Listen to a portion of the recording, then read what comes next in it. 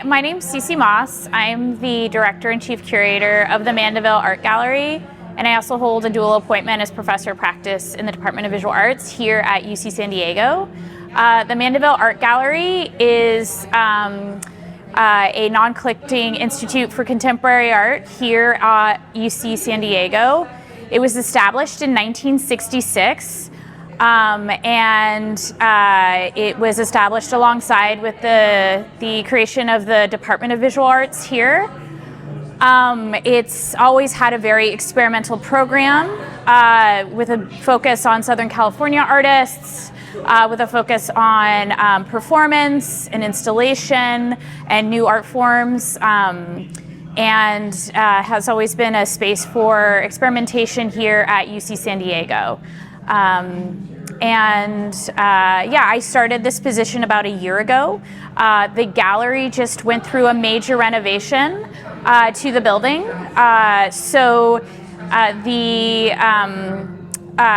The gallery moved to this space in 1975 and then underwent a major renovation, which includes like a new HVAC system, new flooring, new lighting, new kind of everything. It's pretty much a new building.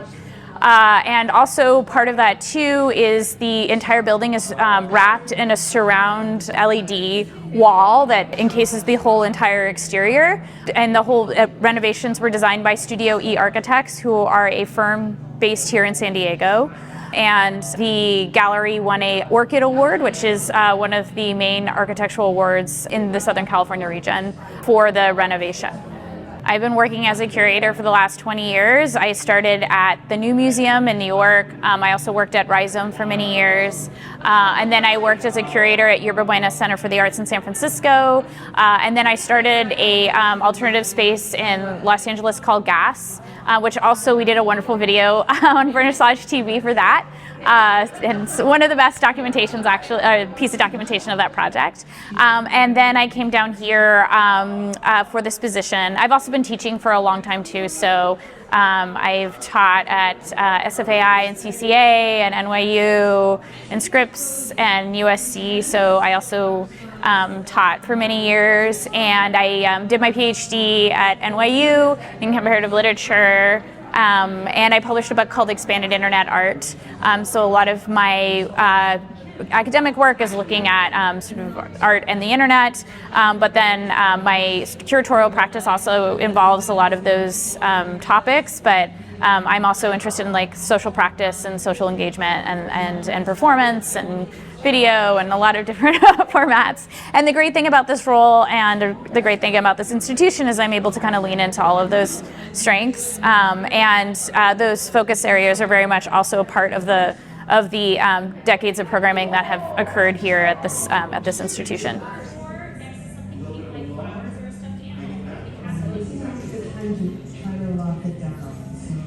My donor, like, mine was pathetic compared to this. That's insane. Right now, around me, you see a solo exhibition by Lee McCarthy. It's titled Bodily Autonomy. Lee McCarthy is a professor at UCLA in the Design Media Arts program, and this is her largest solo exhibition to date. So it's just been a real joy to open such a ambitious project by one of the most important artists working in the field of art and technology in the United States and internationally, really. And the show includes two major bodies of work, Surrogate and Saliva. And both of these works were supported by Creative Capital, and this show marks the premiere of these works after Lauren's been working on them for many, many years, both with support from Creative Capital, but also through residencies at Pioneer Works and a number of other different institutions. So it's a major project for Lauren. Both of these works are examining biosurveillance through related but separate vantage points. For Surrogate, Lauren proposes to be a remote-controlled surrogate to couples who are interested in having Lauren carry their child. And this thought experiment fails, and Lauren isn't able to actually realize it, but that the project is sort of Lauren talking to family members about this concept, Lauren talking to prospective parents, Lauren also going through a psychological evaluation in order to be able to go through with the surrogacy. Like a lot of Lauren's work, Lauren has also created custom software as part of the performance and installation in video. There's on the wall here, you see the software that Lauren created for prospective parents so they can track her meals, her calendar, what she's doing. So clearly, this is a project that's thinking about reproductive technology and the future reproductive technology and reproductive rights. It's also thinking about new forms of family structures and family systems, and then also thinking about the future of genetic engineering and how that will impact the legal parameters, the familial norms, and all of these things as we move into the future. So the other body of work is called Saliva. This is a newer body of work. And here, again, Lauren is thinking about biosurveillance and the future of biosurveillance. For the project, Lauren has created a saliva bar, which you see behind me. And this is simply an invitation for the public to exchange their DNA with one another using saliva. And the point of this is to have us reflect on how our DNA is captured by corporate entities. Obviously, with the recent pandemic, we were sort of giving away swabs of our DNA to government entities. So thinking about the circulation of our DNA information, who's capturing that information, and what the future of that will mean. So one of the sort of big themes in the show is data privacy, right? If one thing the show is asking us to imagine is think about the lack of data privacy we have in this current moment. And let's imagine 10 or 20 years where our DNA information is also part of our larger data profile. And what will that open? What are the politics of that? What are the ethics of that? All of these really important questions.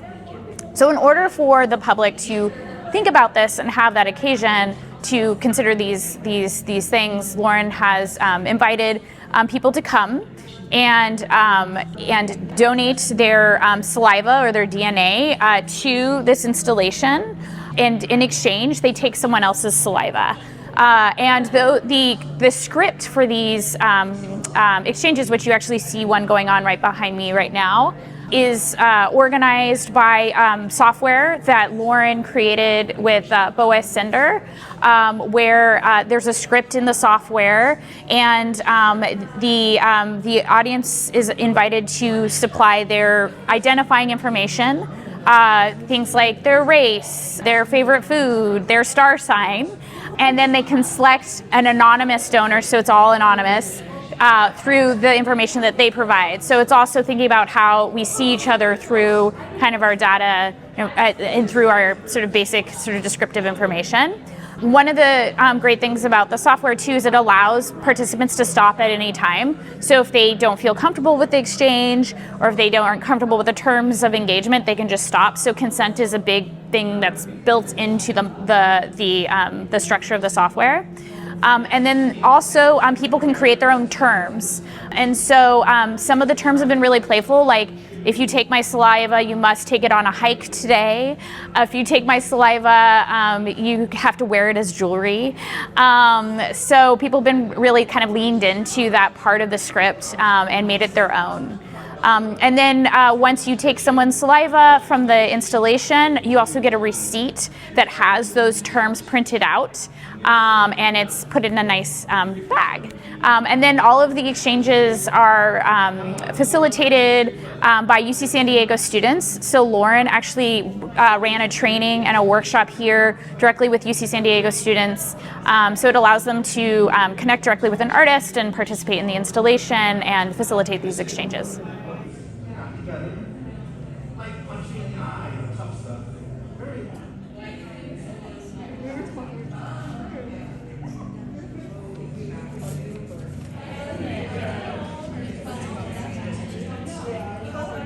I should also mention that we commissioned a site-specific work for the exterior screen. and that's produced by Lee McCarthy and Ceci Reas, who's also a professor at UCLA in the Design Media Arts program. And in that video, Lauren is typing with her tongue, and she asks the question over and over again, are you the perfect specimen? So much of the, what does it mean to be a specimen? Who is determining what a specimen is? What is perfection? I mean, these are a lot of the questions that are present in the show, but they're looping also outside in the exterior screen.